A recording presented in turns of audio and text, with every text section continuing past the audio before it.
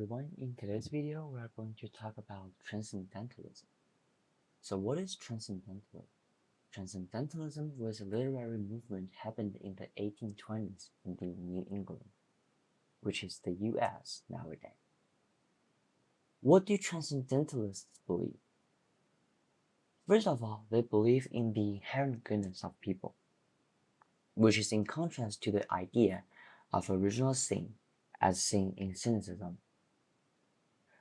They also believe that divines exist in nature instead of a distant heaven, or a materialistic heaven, such as church.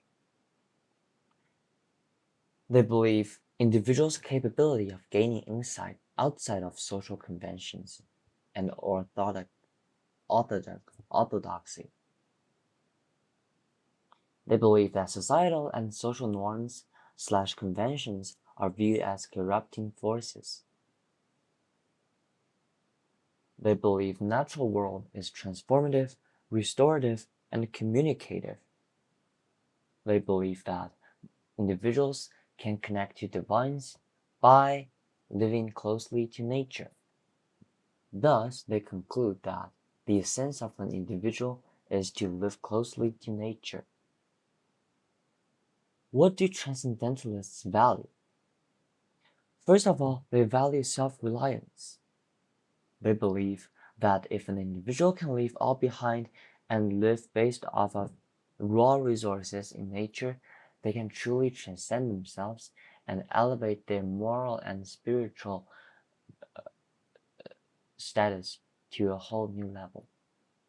They also value dynamic spirituality and intuitive knowledge over formal education. They value subjective perspective and prioritization of individuals over society, because they believe that society and its conventions are corrupting forces to an individual. They also value the idea of isolation and imagination. They value the idea that an individual should escape from society to gain insight from nature. They also value, ultimately, the connection to the divine.